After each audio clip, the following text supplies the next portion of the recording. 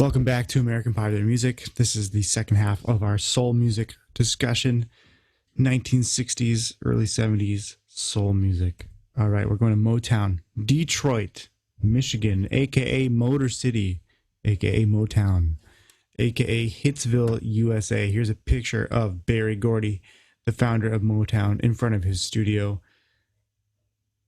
with its moniker, Hitsville, USA. Okay?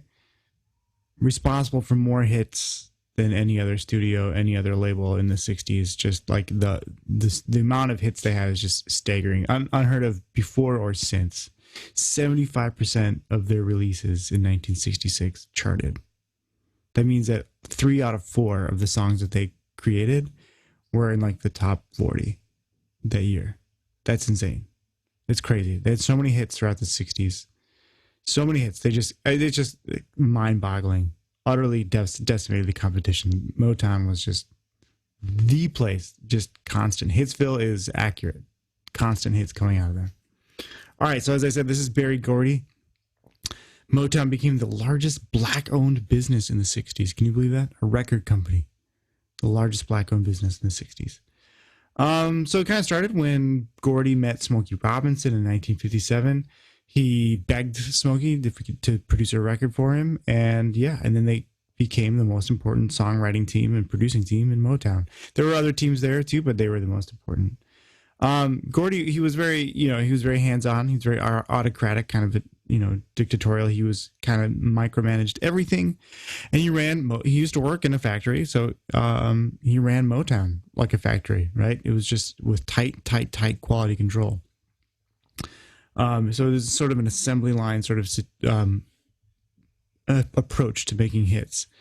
And Motown wouldn't just write songs and produce them. They groomed artists for TV and for radio, right? They taught them they didn't just like write songs for them. They taught them how to sing. They taught them how to dance. They taught them how to banter and patter with the audience. They taught them fashion. They taught them everything, right? So it was a factory for celebrities, for musicians and singers, celebrities, and music. Like it was a one-stop shop. They took care of everything.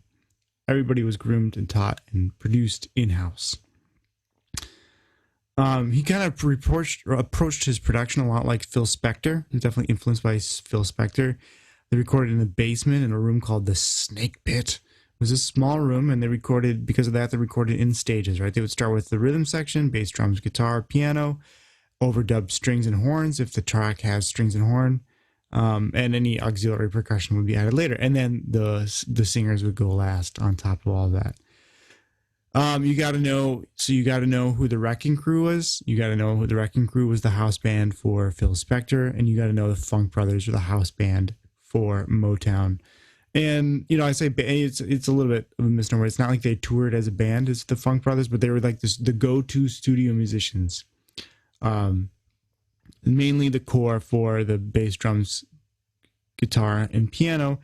And that's all they did. They didn't tour. They didn't solo. They never went solo. They just recorded for Motown. And really influential. Just like the Wrecking Crew, they're on many, dozens, hundreds, thousands of records that you may have heard and never knew their names or knew who they were, but without realizing it. But they really make all these tracks kind of pop. They're an incredible group of musicians, and there they are. So we talked about pop. Yeah, okay. So characteristics of Motown different from Sam Cooke, different from Stax Records, different from James Brown. It's a lot more pop oriented, very smooth, very refined, more polished, a little more. They have broader appeal, right? The more white audience appeal, but still very soulful, right? Still very groove oriented. A lot of syncopated bass and drums, so very groove oriented again. But also a lot of horns and strings, kind of like Phil Spector. And a lot of auxiliary percussion. There's a lot of hand clapping and stomps and extra percussion going on. Thick harmonization with the vocals. So they have a lot of doo-wop influence, unlike, say, Ray Charles, James Brown, right? Those were solo singers. These are guys a lot more backing backing vocals, a lot of groups of singers rather than solo singers. So their first hits were from girl groups, modeled after Phil Spector's girl groups, the Crystals and the Ronettes. For example, the Marvelettes with Please Mr. Postman.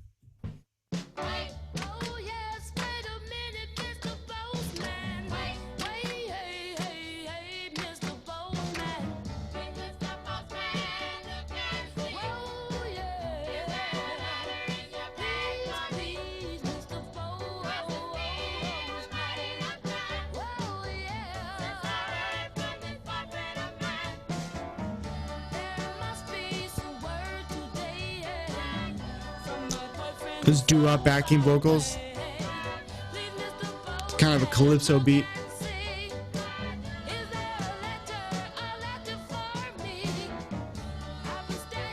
All right. Shop Around. That was the Miracles. I don't, because I didn't put that up here. Okay, never mind. All right. And you've probably heard My Girl Will See a Little Bit of that, and You Keep Me Hanging On, The Supremes, Reach Out, I'll Be There. All these great records. I heard it through the grapevine. These are all Motown songs with the Funk Brothers. Okay, HDH. Holland, Dozier Holland, the most important song, the biggest writing and production team of Motown, besides Berry Gordy and Smokey Robinson. So that's Lamont Dozier. They traded roles, but this is what mainly happened: is Dozier wrote the melodies, Holland wrote the lyrics, and his brother Brian Holland engineered the recording sessions. He produced them. All right, so their biggest client was the Supremes, but they also had hits with the Vandellas, with Heatwave, How Sweet It Is to Be Loved by You by Marvin Gaye, I Can't Help Myself, Reach Out, I'll Be There, and Standing in the Shadows of Love with the Four Tops, who are still performing, by the way. Four Tops, still going strong. And original members. Okay. But their biggest client, of course, was the Supremes. Later, Diana Ross and the Supremes. That's where Diana Ross is from, and that she goes on to have a solo career later on, and also acted in a few movies. So Lady Sings the Blues, for example, she got an Oscar nomination for that. Stop in the Name of Love, that's a Supreme song. Where Did Our Love Go? You Keep Me Hanging On, Love Is Here, Now You're Gone. Let's see if I have a record.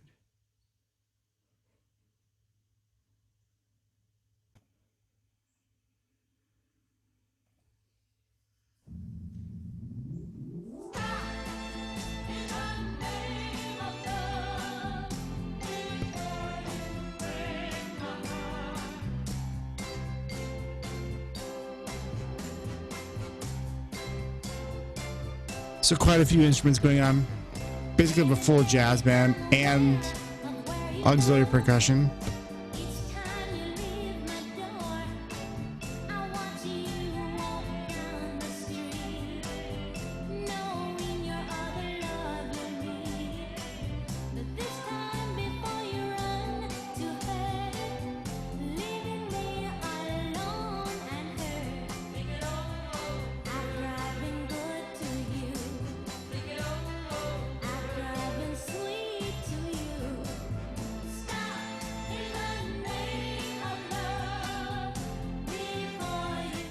Okay, you probably know that one. Here's another HDH production, Reach Out, I'll Be There by the Four Tops.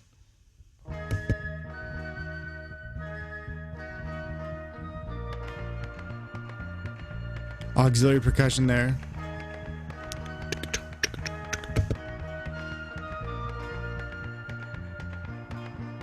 Hear that bass line? The bass is very active. It's a Funk Brothers characteristic.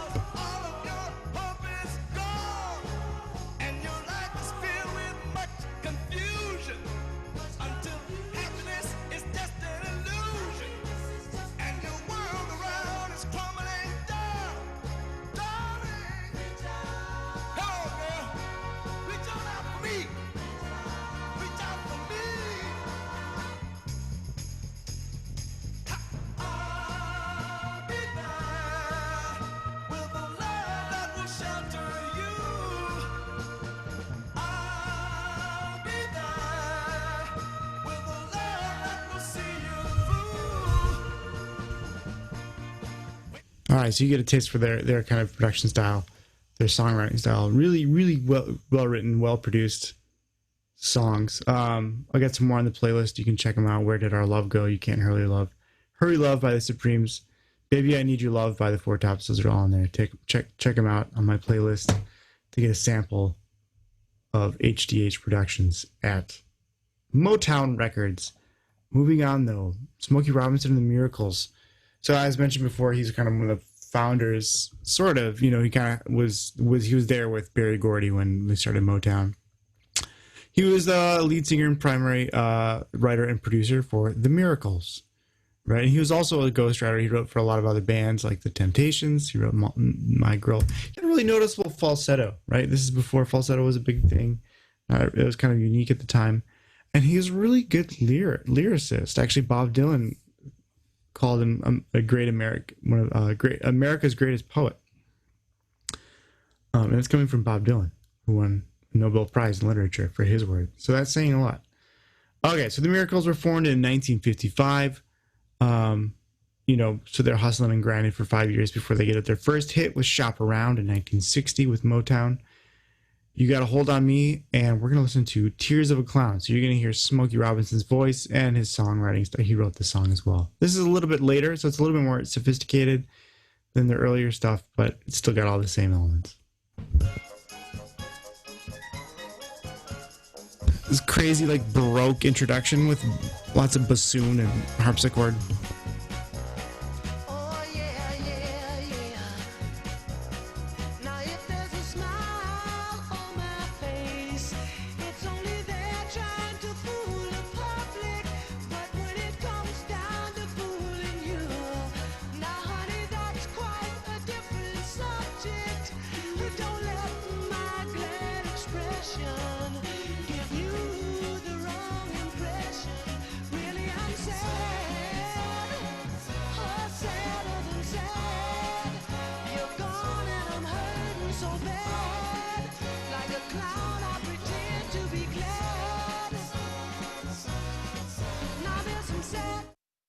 All right, excellent song. The Miracles are incredible. It's got a great voice.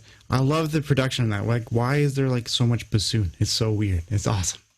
It's just, and the bassoon player's crushing it. Whoever that is, that studio bassoon player, incredible. Okay, Stevie Wonder, one of my favorite musicians of all time. The American Mozart, in my opinion. No one else.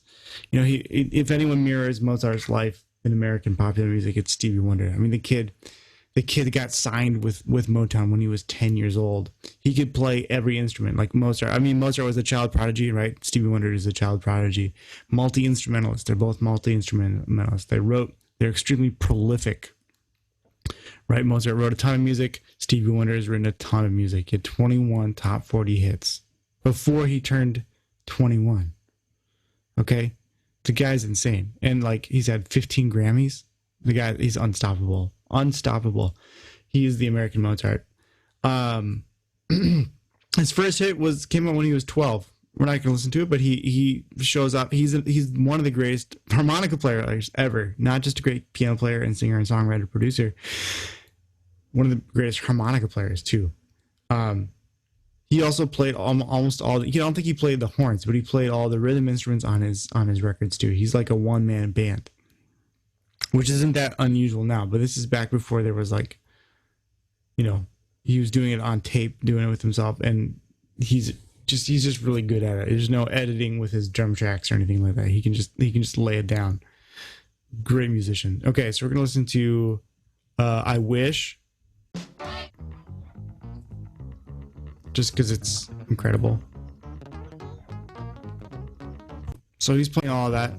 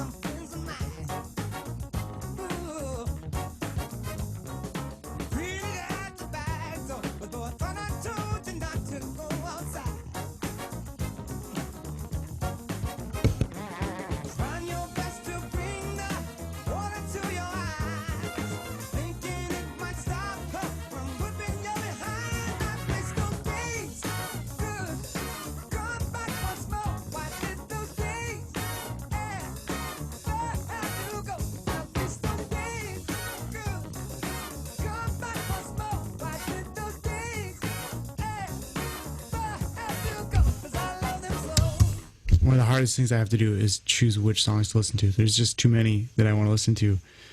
Stevie Wonder, I want to listen to all day. I could easily do a whole course on Stevie Wonder alone. But we have to keep it short. So here's Superstition. The instrument you're going to hear is called a clavinet. It's like a proto synthesizer kind of thing. It's got this weird wah sound to it. That right there. That's a clavinet. It's a keyboarded instrument. Sounds almost like a guitar harpsichord, but it's a clavinet. It's vamp-based, right? He's very influenced by James Brown. This kind of like open grooves.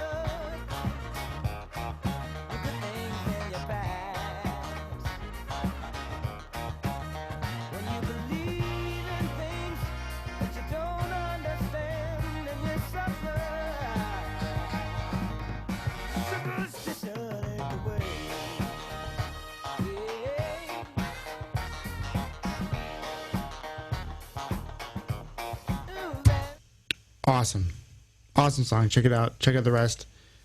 Listen to those whole albums. Songs in the Key of Life. Start there. Move on. Go through the whole discography. Stevie Wonder. America's Mozart. Okay. Marvin Gaye. I'm sure you know some Marvin Gaye songs. He started out actually as a drummer for Smokey Robinson and the Miracles. Fun fact. And then he went solo in 1962. Had 40 top 40 hits. That's a lot. Hit machine. I'm sure you know I Heard It Through the Grapevine. I'm sure you know Let's Get It On. Got to Give It Up. Hopefully you know that. I think that's the one that... is that the one that Blurred Lines ripped off? Yeah, that's right. Yeah, that's the one that Blurred Lines ripped off. The Robin Thicke and Pharrell tune ripped off of Got to Give Up, and they got sued for it. It's like a carbon copy. They completely stole it. If you listen to the two, it's just not even close. Not really any debate. They definitely ripped that off. Anyways, but it's a great song. The original is even better than Blurred Lines. Check it out. What's Going On? 1971 album. One of the most important and provocative soul albums of all time. So this one is like, it's a little bit after like the peak of the civil rights movement, but it's still very reflective of it. Right, so the title track is about the Vietnam War. Mercy, Mercy Me is about the burgeoning environmental movement, and Inner City Blues is about civil rights. So it's a very like woke, very politically charged and progressive activist album. I think he broke away from Motown actually when he made this record. It's his first like solo album, and it's really good. This is one of the most important soul albums of all time. In terms of a full album, What's Going On, 1971. Let's take a listen to the title track, What's Going On. Looks like I just lost where I was in my playlist. Sorry, here's What's Going On.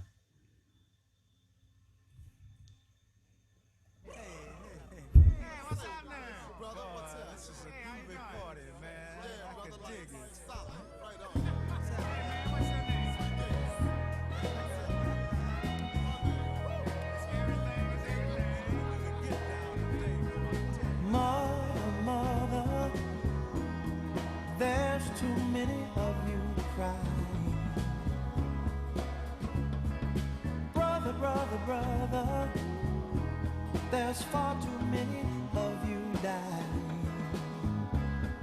You know we've got to find a way to bring some loving here today. Yeah. Father, we don't need to. This is a lot more jazz harmonies. This is more laid back than what we've just been listening to.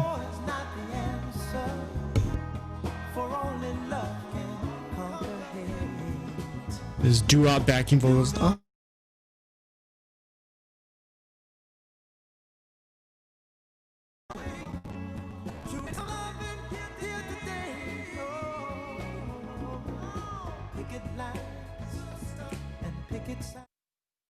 All right, we'll pause it there. Take a listen to the whole album. It's great, great, great, great music. Okay, the Four Tops and the Temptations.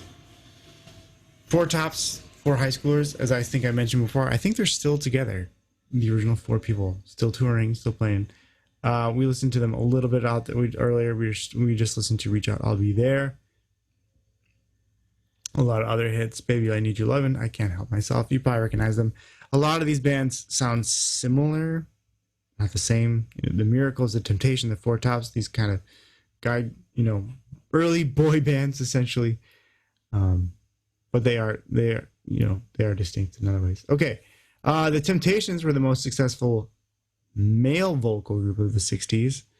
They're famous not only for their singing, but for their tight choreography. And they won Motown's first Grammy with a song called Cloud 9. But I'll play you their most famous, currently their most famous record, which is "My Girl." And you can see a little bit of their choreography.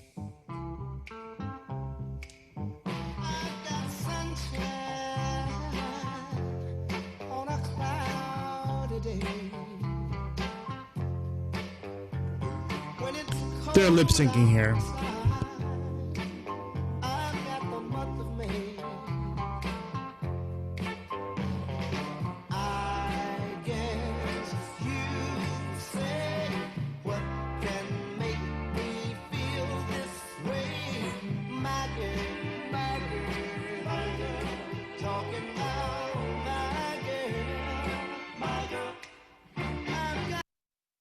Okay, so not that impressive compared to a Beyonce music video or something, right? Nowadays, we've come a long way. But think of this as the predecessor to all of that, athletic, tightly coordinated, choreographed dancing that we come to expect now from pop artists, like the Shakira and J-Lo halftime show last year, right? That all comes from stuff like this, right? Originally, this is how it was done. I mean, they just they did their own choreography. It wasn't that specialized yet, but yeah. So they were actually really popular for that. Now we're gonna listen to "Papa Was a Rolling Stone." This is a little bit of a later Temptations track. It's got this cool wah-wah guitar, which is kind of forward-looking to funk sound. It's got a Miles Davis style trumpet solo, vamp based a la James Brown, right? It's kind of these open sections. "My Girl" is very traditional verse chorus, but this is more like a James Brown style vamp. And this is actually political, right? They started as sort of just a commercial group. Now they get political, get a little more funky.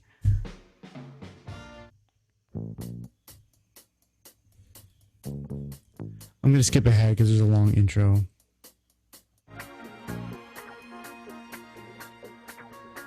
Here's this trumpet solo.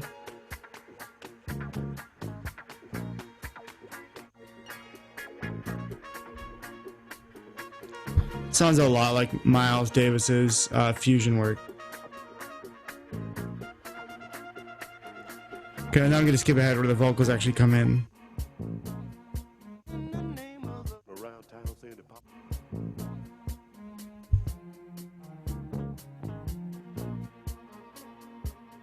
Hey, mama, is it true what you say that Papa never worked a day in his life? And mama, some bad talk going around town saying that Papa had 3 outside children and another wife. And that ain't right. Heard some talk about Papa doing some storefront preaching, talking about saving souls and all the time leeching, dealing in that and stealing in the name of the Lord. Mama just hold her head and say, Papa was a rolling stone, my son. Wherever he laid his hat was his home. And when he died, oh, he left. Hear that wah-wah guitar?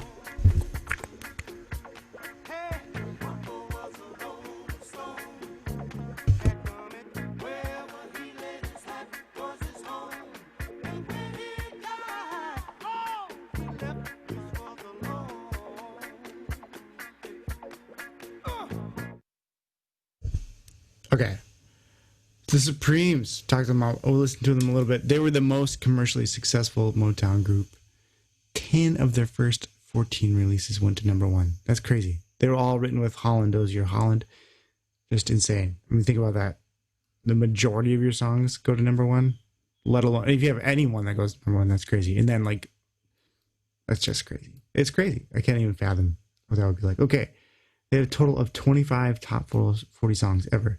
Okay, and I mentioned that Diana Ross later went solo, went into acting, did Lady Sings the Blues, blah, blah, blah. They actually started out, and before all of that, they were actually just backup singers. They kind of like begged Berry Gordy to record them. They did some background singing first, and then finally he signed them. So let's listen to, I got a video here for you of Where Did Our Love Go? Check out their hair. That 60s hair is just awesome. You can hear some strong backbeat, call and response, and a lot of clapping. It sounds a lot different. Baby, baby, baby, don't leave me. Ooh, please don't leave me all by myself. I've got this burning, burning, yearning feeling inside me. Ooh, deep inside me, and it hurts so bad. You came into my heart so tenderly with a burning love that stings like a bee. Now that I've surrendered so helplessly, you now wanna leave. Ooh, you wanna leave me. Ooh, baby, baby, where did our love go? Ooh. All right, a little bit of that.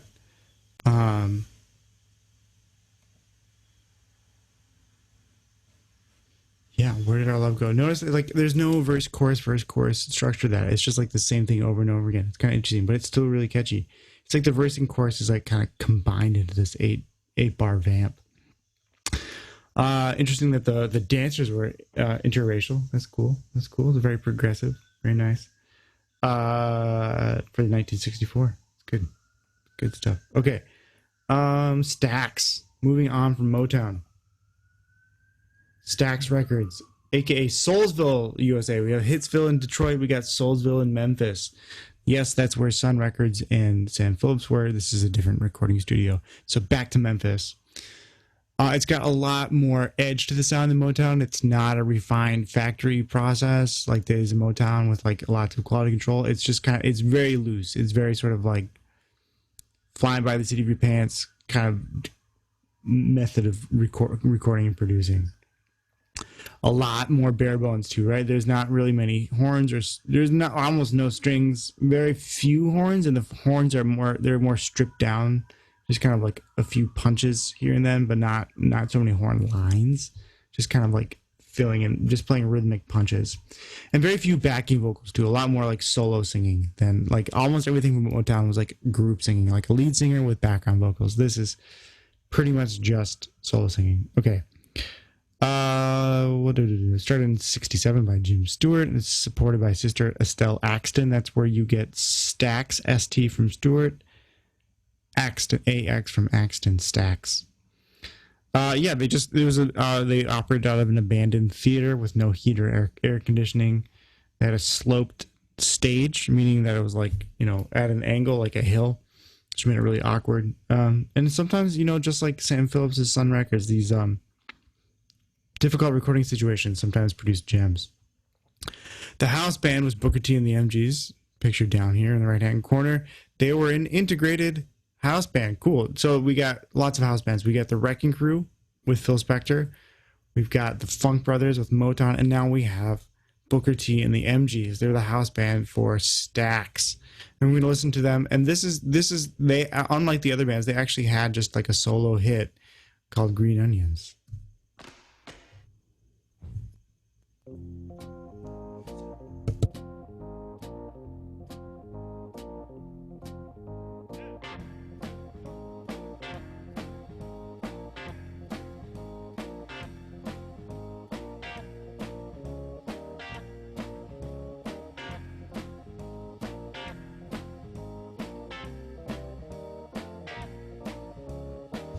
Very groovy. So he plays it's organ, bass, drums, and guitar rather than piano. It's a little bit unique.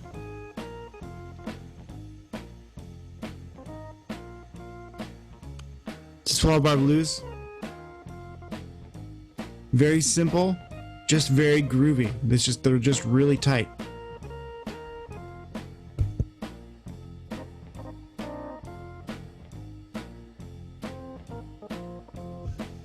All right, I'll let you listen to the rest on your own.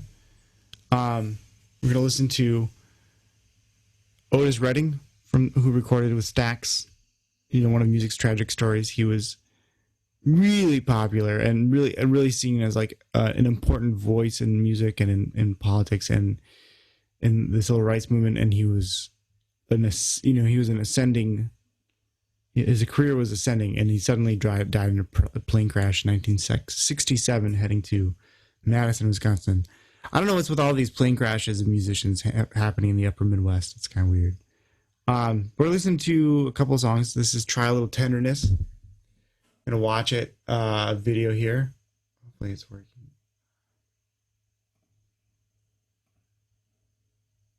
Right now we're going to do a song that we love to do. The song of the rock.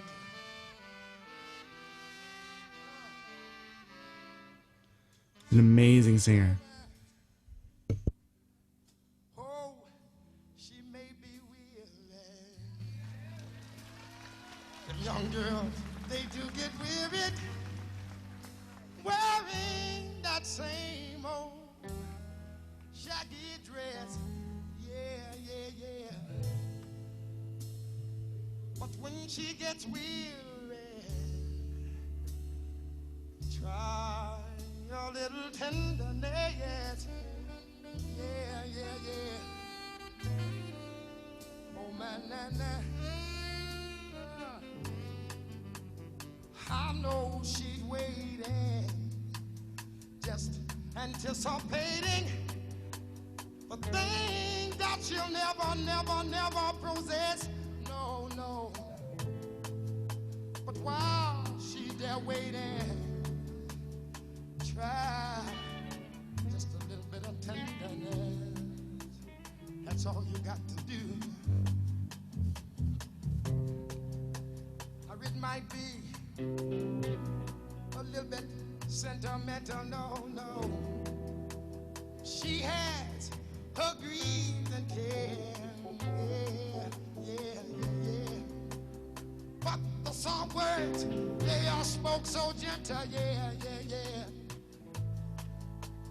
And it makes it easier to bear. Oh, she won't regret it, no. I'm going to skip ahead for time. There's a slow build in the song. Sorry.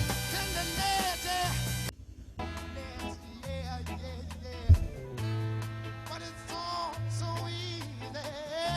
All you got to do is try a little tenderness. Yeah, man. All you got to do, and everybody just got to get on up, get on up. I got your ass. Try a little tenderness. You got to hold her and squeeze her, never leave her. Get to her, and try a little tenderness. You got to and know what to do. So you got to hold her and squeeze her, never leave her. Got to try a little tenderness.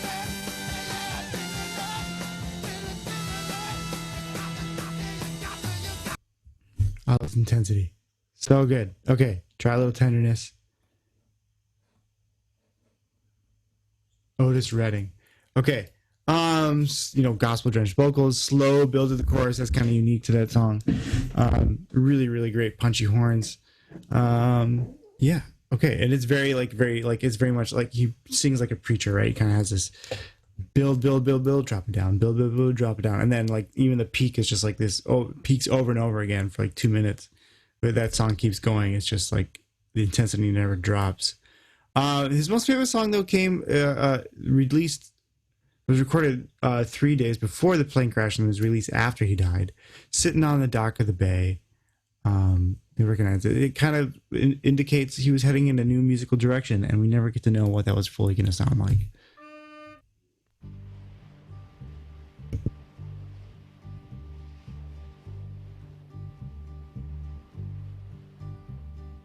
Sitting in the morning sun, I'll be sitting when the evening comes, watching the ships roll in, and then I'll watch them roll away again. Yeah, I'm sitting on the dock of the bay, watching the tide roll away. Ooh, I'm just sitting on the dock of the bay, wasting time. I left my home in. Hopefully you know that song. If you don't, check it out. It's just such a beautiful song. It's beautiful. Great song. There's like a iconic whistle at the end, which was also kind of interesting for the time. Not much whistling in the tune. Okay.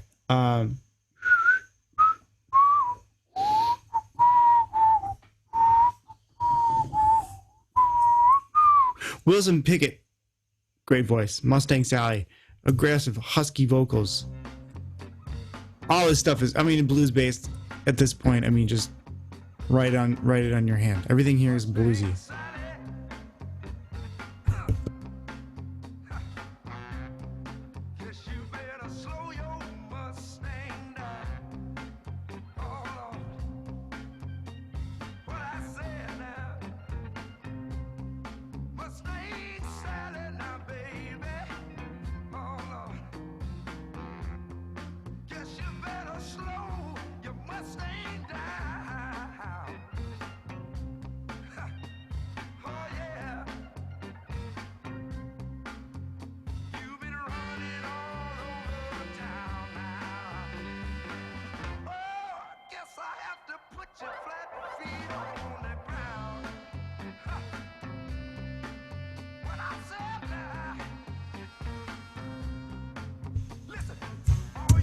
Probably know that one. Hopefully you know that one. Mustang Sally, Stax Records, 1966. Sam and Dave, Soul Man. The Blues Brothers didn't start that song. Okay, that's a Sam and Dave song. Blues Brothers covered it for the movie. Okay, it wasn't two white guys in fedoras. It was Sam and Dave from Stax Records. Okay, again, all this stuff very gospel-y vocals. Punchy percussive horns. This applies to the Mustang Sally as well. Heavy backbeat. Backbeat is beats 2 and 4. 1, 2, 3, 4. 1, 2.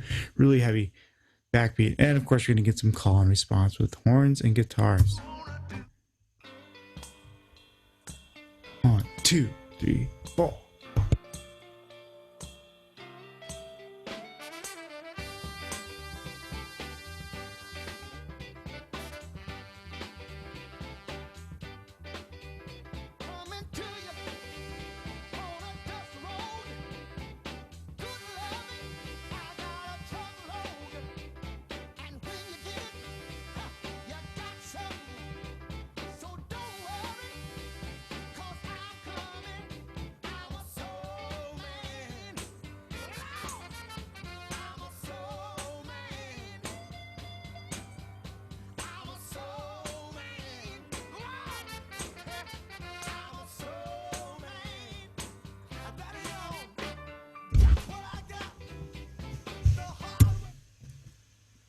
Classic stuff. You might recognize them. They have another other hits.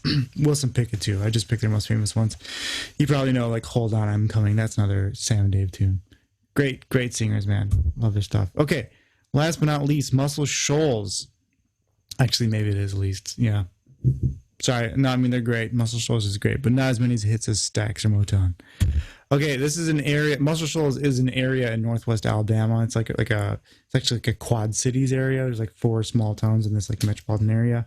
One of which is actually called Muscle Shoals. The whole thing is kind of called Muscle Shoals. And there's this recording studio called Fame Music, started by Rick Hall. Rick Hall, not Rick Hall. Rick Hall. Okay, and the rhythm section there, right? Each of these places has rhythm section. You got to know. the Muscle Shoals rhythm section. Their name is the most straightforward. Okay, to review, we got Muscle Shoals rhythm section in Muscle Shoals. We got the Funk Brothers in Motown. We got the Wrecking Crew in Gold Star Studios with Phil Spector, and we have Booker T and the MGs at Stax Records. Okay, so keep those in your memory banks. Those rhythm sections are super important. Most important artist to have successful recording in Muscle Shoals was Aretha Franklin, right? She was really a gospel singer originally, still, and always remained a really good gospel singer. John Hammond, I mentioned him earlier in the jazz stuff. He was a kind of a producer and talent recruit for Columbia Records. He tried to pick her up and get her to do some jazz. They did like 10 records or something, but nothing really had major success. As a sort of like a Billie Holiday-esque singer, jazz singer. And then she's like, the heck with it, and signed over with Atlantic Records. And what's his name? Anyways, with Atlantic Records, I forget the producer's name, sent her down to Muscle Shoals, and then she just kind of was allowed to do her own thing. Okay? She could sing anything, but when she got to Muscle Shoals, that's when she cranked out the hits. We're going to listen to Respect. So Otis Redding actually was your first person to record this.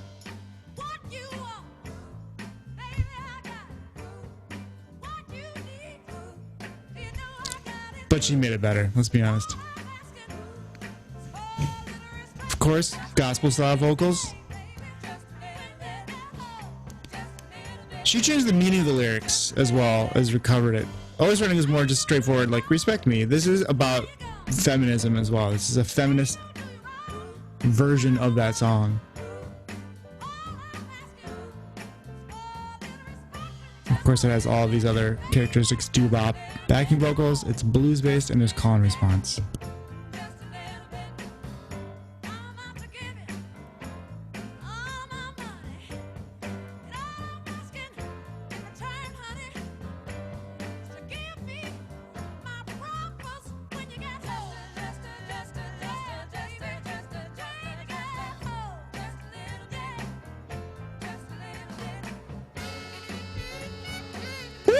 Sax solo.